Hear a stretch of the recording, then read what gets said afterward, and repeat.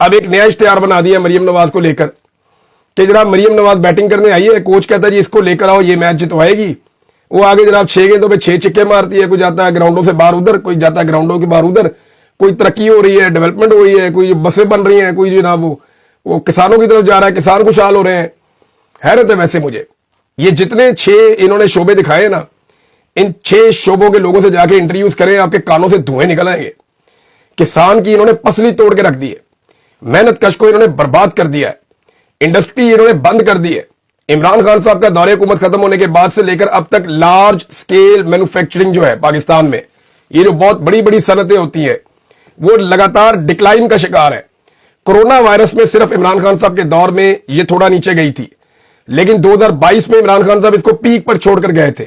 2022 से लेकर अब तक लगातार ये नीचे जा रही है।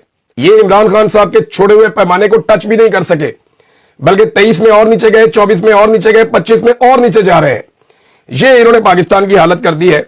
लोग बेरोजगार हो रहे हैं और ये कह रहे हैं जनाब इन्होंने पता नहीं क्या कुछ कर दिया। ये सिर्फ रंगबाज है, ये सड़कों पे रंग कर सकते हैं और वो भी पहली बारिश में धुल जाता है। ये इनके हालात है नाज़रीन। और अब अजीबोगरीब किस्म के इश्तिहारात, इनकी मैंने आपको कहा ना कि इमरान खान की नकल करते इनकी जिंदगी गुजरेगी। बेचारे एहसास कमतरी का शिकार है। अब इमरान खान क्रिकेट खेलते थे तो उस मैदान के अंदर भी आके अपने आप को साबित करने की कोशिश कर रहे हैं और इतने नालायक हैं, इतने नकम्मे हैं कि इनको पता नहीं है कि इन चीजों का कितना नेगेटिव इंपैक्ट जाएगा। और वो नेगेटिव इंपैक्ट जो है वो अब जा भी रहा है। अहम खबरें आप तक पहुंचाई है मैंने, लेकिन इस मरतबा इमरान खान साहब के हवाले से जो खबरें आ रही थी उनको कंफर्मेशन नहीं मिल रही थी। हो सकता है ये खबर दुरुस्त हो, लेकिन मैं क्योंकि जब तक काउंटर चेक नहीं करूंगा तब तक मैं ये खबर दे नहीं सकता। लेकिन पाकिस्तान तहरीक इंसाफ के जो सेक्रेटरी इत्तलात हैं शेख वक्कास अकरम साहब, उन्होंने इसके ऊपर अपना रद्द-ए-अमल दिया है। उन्होंने कहा कि खान साहब के वकला की टीम जो जेल के मामला देखती है, मैंने एक फोकल पर्सन से मेरी बात हुई है जिसने मुझे यकीन दिलाया कि खान साहब के साथ इस किस्म का कोई सलूक नहीं किया जा रहा जो चंद लोग सोशल मीडिया पर यह चला रहे हैं। एक और वकला टीम मेंबर फैसल चौधरी ने मुझे यह भी बताया कि खान साहब की आज उनके बच्चों से बात करवाई गई है। मैंने बारहा पूछा मगर उन्होंने मुझे बड़े वसूख से यह बात बताई। मैं ये समझता हूं कि बगैर तहकीक के इस किस्म की खबरें फैलाना, इस किस्म की सनसनी फैलाना, ये नामुनासिब बात है। देखिए बाद वक्त पाकिस्तान की एस्टेब्लिशमेंट भी ऐसी चीजें फैलाती है, जानबूझकर इस किस्म का प्रोपेगेंडा करवाती है या ऐसी खबरें, झूठी खबरें बाहर निकालती है ताकि लोगों का रद्द-ए-अमल चेक करे। और अगर खुदा न खास्ता खान को किसी वक्त कुछ हो या कुछ किया जाए तो उसकी पहले से तैयारी की जाए।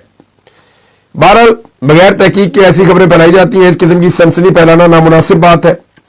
खान के साथ अगर किसी किस्म का रवैया शुरू हुआ तो हमारे वकला की टीम, हमारे जिम्मेदारान, हमारी क़यादत, हमारा वर्कर कोई चैन से नहीं बैठेगा। चंद और दोस्तों के जिम्मे भी लगाया है ताकि सूरत हाल का पता लगाया जा सके। ये जनाब शेख वक्कास अकरम साहब ने दावा किया है। और एक दावा यह भी किया गया कि गालिबन इमरान खान साहब की बुशरा बीबी साहबा से भी मुलाकात करवाई गई है।